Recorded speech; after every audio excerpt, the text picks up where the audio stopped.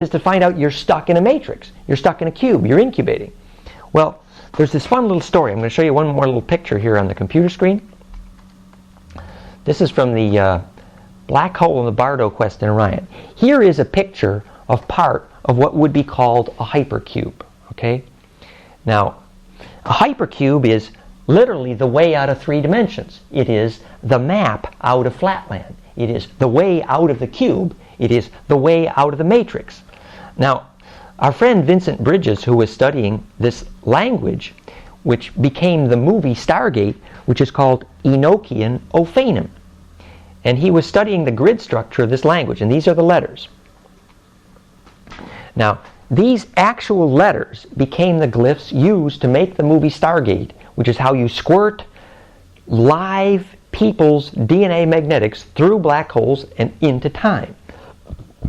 And these letters, I believe actually, if we look here, became, if we look over here, here is the origins of Greek based on the Ophanim Enochian alphabet. And here is the origins of the Cherokee bird tribe language based on the same alphabet. And we were just looking today at this rune structure called, what was it called? Elder Futhark? The Elder Futhark runes. And they all seem to have this thing in common about this ancient angel alphabet.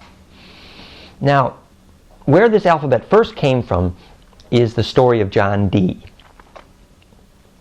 John Dee was a scholar who apparently knew most of the languages of the planet Earth of his day.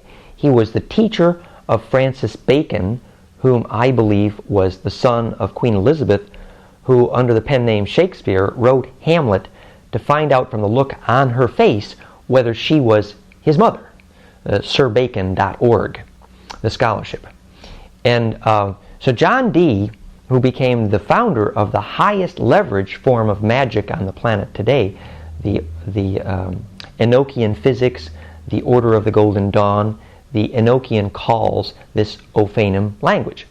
And what happened was John Dee was given this egg by apparently an Ophanim angel who knocked on his window and said, "You want to talk the language of the angel? Look in here." And John Dee looked in this egg, which is still in the British Museum today. It's a green stone. It's a kundalingam. It's an egg. Didn't see very much. But it turned out when you looked in there clairvoyantly, you saw this alphabet, which scholars have been studying for like X number 100 years since, saying it's the most profound thing that hit Earth. And here we're seeing, when I showed this same alphabet to Dahani Wahu, the high initiate teacher of the sacred Cherokee, she says, "Oh, that's the star language of the Adawi, the star elders of the Cherokee, whose mission apparently was shamanically to squirt soul groups, DNA groups, through wormholes into stars." And now, Vincent does this lovely analysis of this alphabet. Let's look again at the picture. And he says the gematria of how the letters are laid out.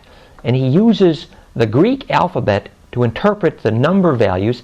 And he says the layout of this alphabet is a hypercube. He says this alphabet is a map to how to squirt magnetism through a hypercube. This is Vincent Bridges' work.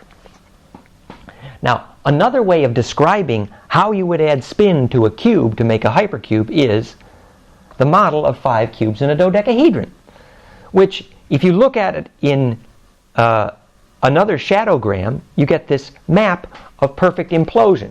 The icosadodeca, which is literally what you see when you superpose DNA, Earth grid, and zodiac, that perfect nest. We have another partial picture over here in this Zoom tool model where we show some of the stellations.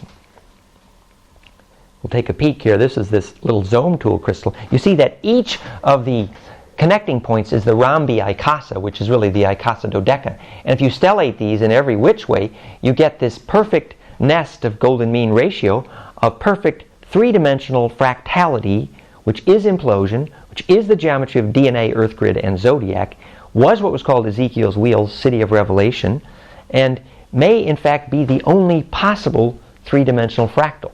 And the symmetry might actually be the symmetry of Gold's valence shells and the true map to how to fuse anything. So it's like the symmetry operations in 3D necessary to squirt light into implosion.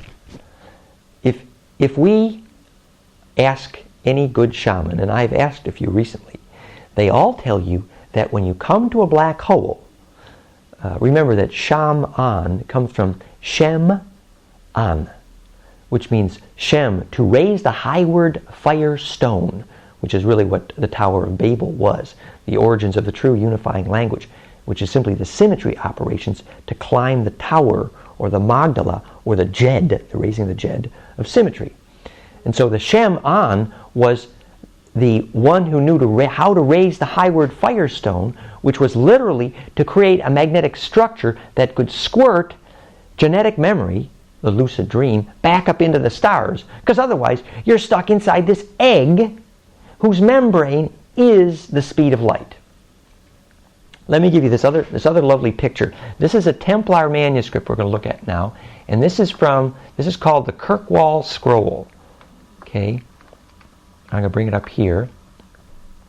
This is the Templar tradition. You'll recall was this discussion about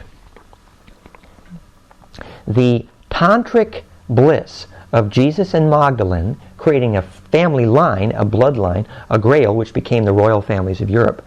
But in the tantric bliss of Jesus and Magdalene, the magnetic emanation of their hearts created a link up of the blue fire ultraviolet tantric bliss cocoon, which carried their eye of perception on the wings of the inertia created through the speed of light of the tantric bliss eyeball through the pentagonal embedding of the heart of the sun into stars.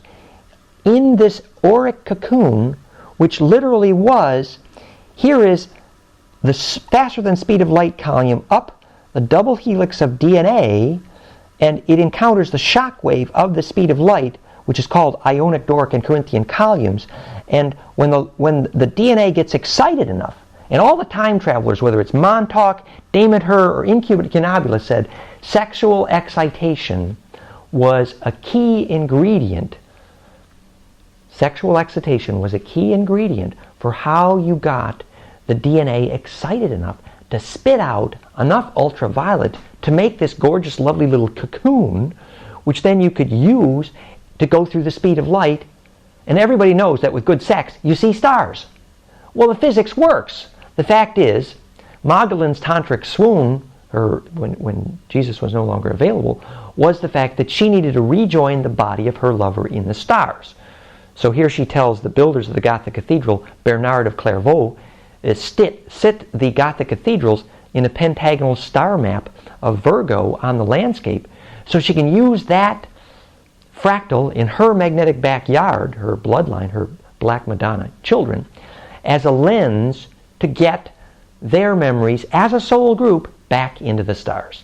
This was called Et in Arcadia Ego, which became Joan of Arc, and the archons of the Anunnaki eventually became the American word Arkansas, which is where Bill Clinton comes from, which supposedly he's the illegitimate son of the Rockefellers, Winthrop, which supposedly lived on the fortune of the railroad cartel, which came from Daniel Pacer, which, if we believe the book Pandora's Box, was the wealth brought to Tryon, North Carolina, after Louis XVI died,